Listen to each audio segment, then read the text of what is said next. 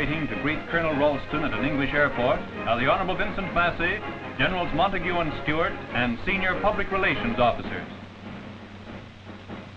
Canada's Defence Minister has been visiting Canadians in various parts of the Italian front.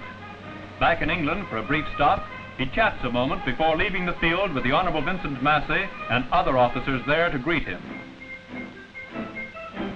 A short stay in England, and then over to Belgium, where he gets a first-hand account of Canadian activities.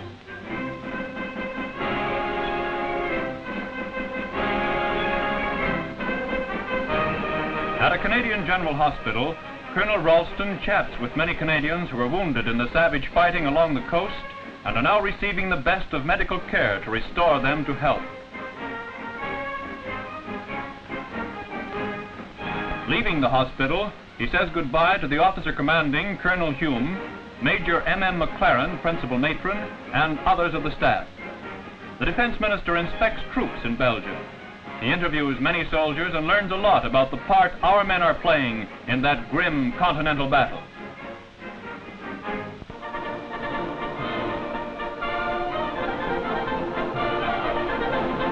King George steps from a plane in Belgium for the investiture of senior Canadian Army leaders.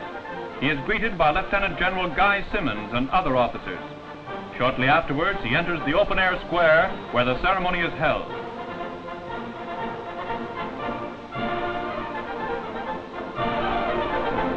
With the King is Field Marshal Montgomery. The King makes General Simmons the commander of the band. Major General D.C. Spry of Halifax receives the DSO. Other recipients of the King's honors include Brigadier H.B.D. Lang of Halifax, Brigadier J.A.W. Bennett, Ottawa, and Brigadier C. Fenwick, Toronto. All three receive the CBE. The Order of the British Empire is awarded to Brigadier W.G.H. Rope of Vancouver and to Brigadier J.G. Sprague of Toronto, who also wins the DSO.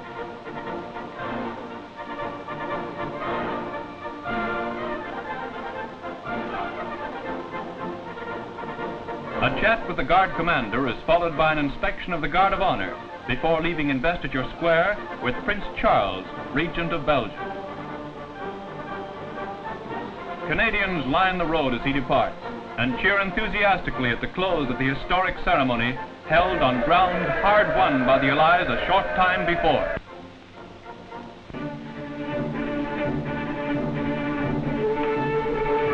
Wartime demands for pulpwood speed British Columbia's logging industry. The men in the forests of the Pacific coast have been able to speed up operations by 300% through the use of new high-speed power saws.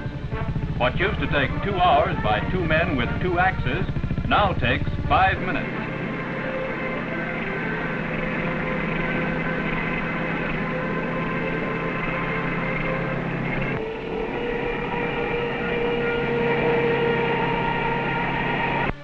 The axe still has its place, though. An undercut is chopped to control where the tree will fall, and the handle inserted in the cut indicates the approximate direction. The Germans were the first to use power saws. In the last war, they introduced them as a secret weapon, felling trees to block Allied advances.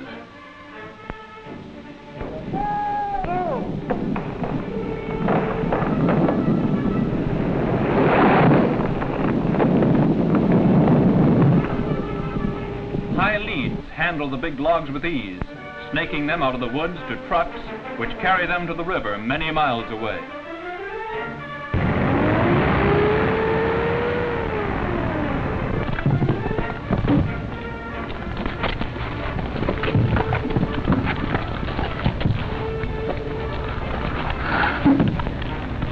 Boom experts pole them into booms.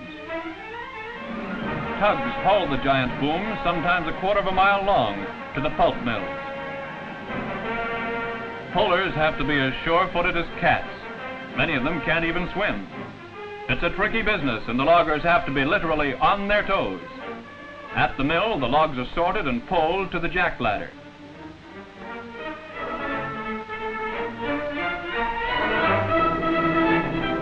Among the great mills on Canada's west coast is one of the largest in the world. A year's production provides enough timber to build all the houses in a city the size of Regina or Guelph.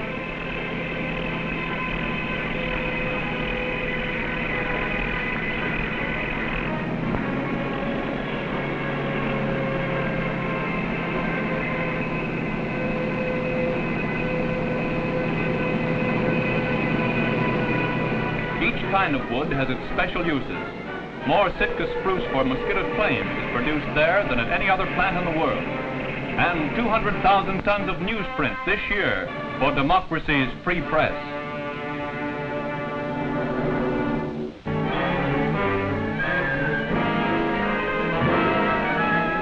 Canadian light tanks and vehicles gather near Rimini on the Adriatic.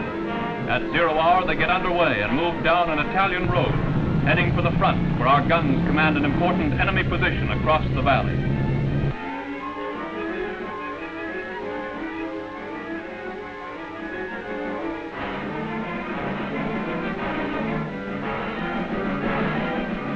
Data comes down from the O-pip. 25-pounders bark, and 3.7 ACAC guns are brought into play against ground targets as the barrage gets underway.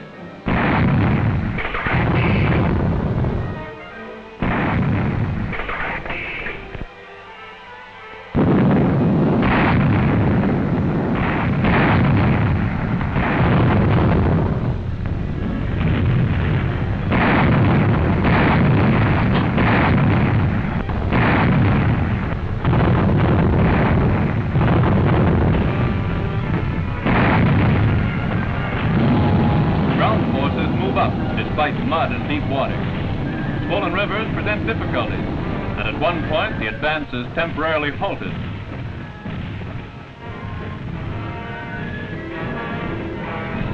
But elsewhere they go on. Not fast in the gumbo, but they do get through. Even tanks get into difficulties, and it looks as if cooperation will be needed. Another tank is detoured around, and a cable is passed back to the helpless vehicle and made fast. Through mud and rain they keep on, and tanks enter a wrecked village to be followed by lighter military traffic.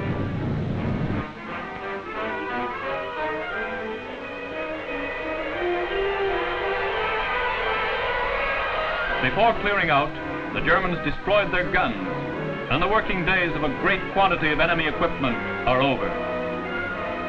Guns and concrete emplacements are shattered objects of interest to the inhabitants of another captured Italian town.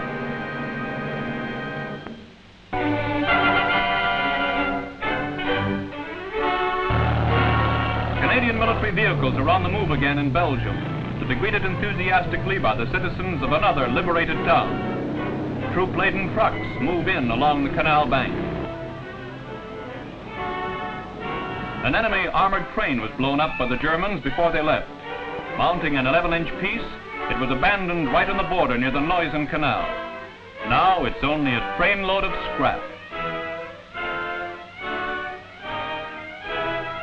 Men of the Royal Canadian Engineers build a pontoon bridge to take armored vehicles over to the pocket. Working under extreme difficulties, they push the bridge across in record time.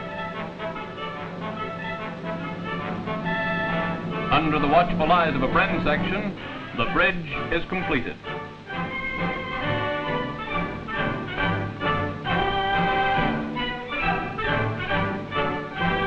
A protective smoke screen is laid by a unit of the British Pioneer Corps. The move is underway, and our troops and vehicles set out across the estuary into the Scheldt Pocket. Beyond the flooded area is the target, and a rocket-carrying Typhoon dives on the position. Not content with rockets alone, the Tiffy pilots swing in again after their first dives to machine gun the blasted position.